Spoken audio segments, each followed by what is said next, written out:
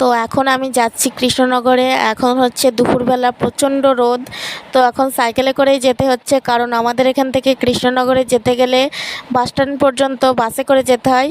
তো বাসস্ট্যান্ড পর্যন্ত সাইকেলেই যাব, তারপর বাসে যাব। আর এই দেখো আমি এখন চলে এসেছি বাসে। আর আমি ঠিক উইন্ডো সিট নিয়েছি, কারণ উইন্ডো সিটটা বেশ ভালো লাগে।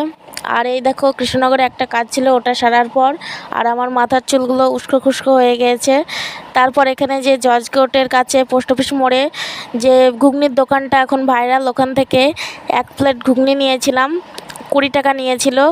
বেশ ঘুগনিটা আমার মোটামুটি লেগেছে, নারকেল টারকেল দেওয়া ছিল। তোমরা আসলে একবার ট্রাই করতে পারো। এরপর আমরা চলে যাই স্টাইল বাজারে, কিছু কেনাকাটি করার ছিল আমার, তো আমার আর দিদির। তো এখান থেকে নিয়ে নিই কিছু কুর্তি টপ নিয়েছিলাম। তো 1297 টাকা বিল এসেছে স্টাইল বাজার থেকে। তারপর আমরা চলে যাই স্টাইল বাজার থেকে, এখানে চৈত্র সেল উপলক্ষে একটা এখানে হাট বসেছিল, এটাও পোস্ট অফিস মোড়ে। ওখান থেকে এই হাটটাতে কিছু ঘোরাঘুরি করে আমরা চলে আসি, এখান থেকে কিছু আর কিনে নিই।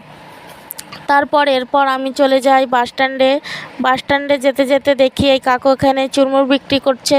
তো এখান থেকে আবারও 1 প্লেট চুরমুর কিনে নিই। এটার দাম নিয়েছিল 15 টাকা, বেশ ভালো খেতে ছিল। আর এই দেখো বাড়ি ফিরতে ফিরতে আমাদের সন্ধে হয়ে যায়। ব্লগটা ভালো লাগলে অবশ্যই একটা লাইক করে